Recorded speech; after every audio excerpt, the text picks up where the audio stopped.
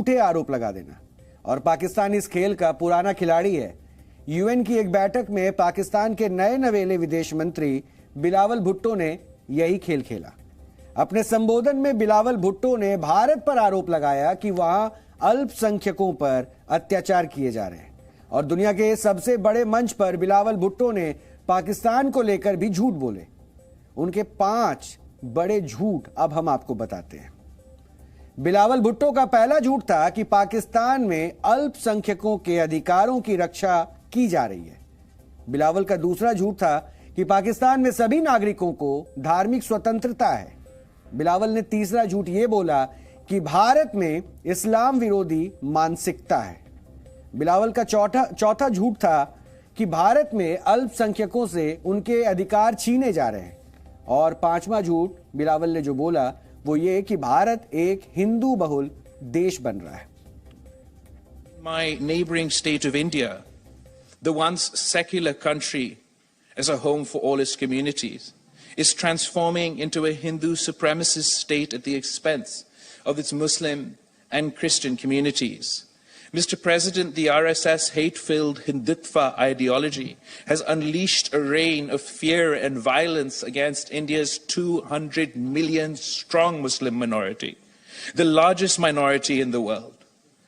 This includes mob lynchings by cow vigilantes, frequent pogroms such as New Delhi in 2020 and Gujarat in 2002, discriminatory citizenship laws to purge India of Muslims, demolishing of homes and shops of Muslim communities under state patronage, storming of mosques by charged mobs, disinformation campaigns against Islam and Muslims on social media, bans on hijab, incitement to hatred and violence against Muslims in the political discourse, and a campaign to destroy mosques across India and obliterate its Muslim heritage and history, and increasingly frequent public calls for genocide against Muslims.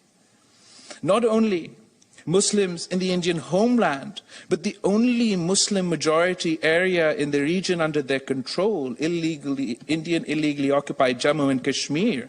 The occupying forces pursue a policy to attempt to transform the Muslim majority into a minority in their homeland. And Mr. President, to all this, what is the response of the international community? वैसे सच्चाई यह है कि पाकिस्तान के विदेश मंत्री मजबूरी में झूठ बोल रहे थे। पूरी दुनिया जानती है कि पाकिस्तान आतंकवाद का केंद्र है। दुनिया यह भी जानती है कि पाकिस्तान एक ऐसा देश है जहां अल्पसंख्यकों के अधिकार जैसे शब्द कोई जानता ही नहीं है। और इसका सबसे बड़ा उदाहरण तो पाकिस्तान में अल्पसंख्यकों की गिरती जनसंख्या से ही लग जाता है। अब आप बिलावल भुट्टो के झूठ पर सच्चे आंकड़ों का श्वेत पत्र खुद देख लीजिए, आपको समझ में आ जाएगा। आजादी के समय पाकिस्तान की कुल जनसंख्या में मुस्लिम थे 77% और हिंदू थे 14%। और पिछले जनगणना में यानी वर्ष 2011 में मुस्लिम आबादी बढ़कर हो गई 96.2% और हिंदू आबादी घटकर रह गई 1.6%। अब आप भारत की स्थिति भी देख लीजिए, क्योंकि वर्ष 1951 में भारत में हिंदू आबादी थी 84.1% और मुस्लिम आबादी थी 9.8%।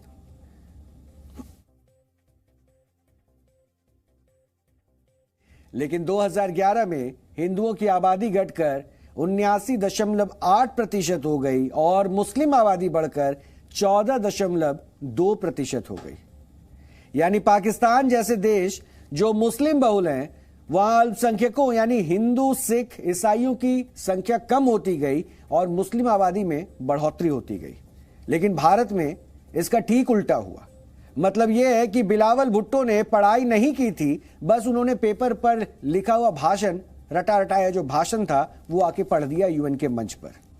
और इसलिए हम अब कह रहे हैं कि थोड़ी स्टडी करके आनी चाहिए थी। It is ironic that Pakistan is speaking about the rights of minorities.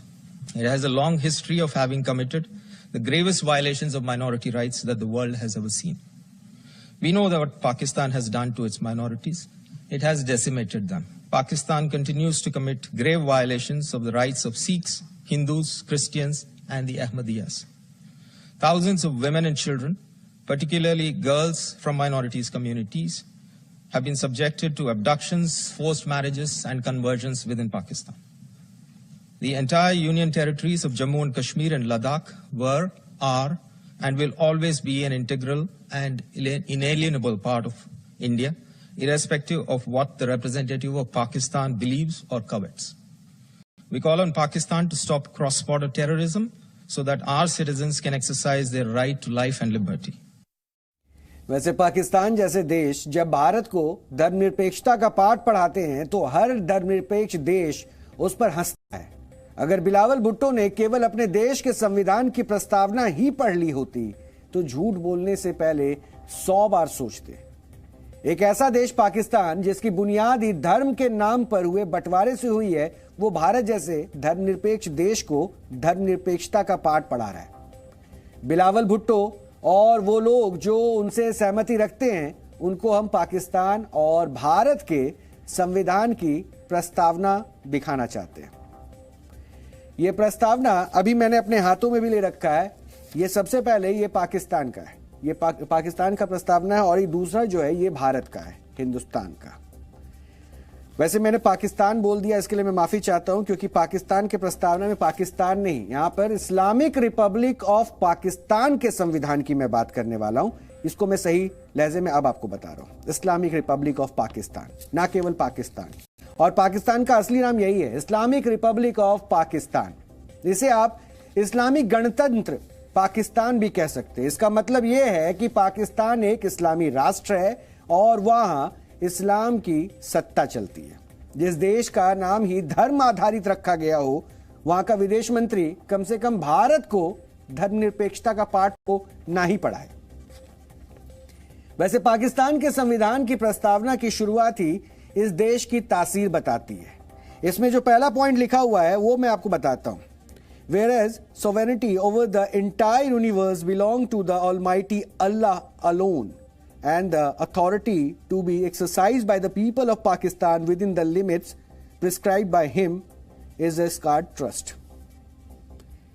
और अंग्रेजी में लिखी इन लाइनों का मतलब भी मैं थोड़ा समझा देता हूं, क्योंकि इसके मायने ये हैं कि पूरे ब्रह्मांड की सत्ता सर्वशक्तिमान अल्लाह की है और पाकिस्तानी जनता इन अधिकारों का इस्तेमाल उनके द्वारा बताई गई राह पर चलकर करेगी। इसी प्रस्तावना के दूसरे हिस्से में बढ़ते हैं, वो भी मैं आपको पढ़कर बताता हूं।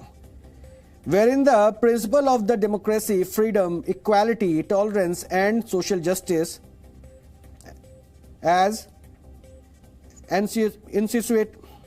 माफी चाहूंगा, enunciated by the Islam shall be fully observed। यानी हिंदी में इसका मतलब है लोकतंत्र, समानता, आजादी, सहिष्णुता और सामाजिक न्याय जैसे आदर्शों का पालन और इस्लाम में बताए गए तरीकों से किया जाएगा। यह प्रस्तावना का दूसरा हिस्सा है। अब प्रस्तावना के तीसरे हिस्से में बढ़िए, वो भी मैं आपको पढ़कर बता रहा हूं।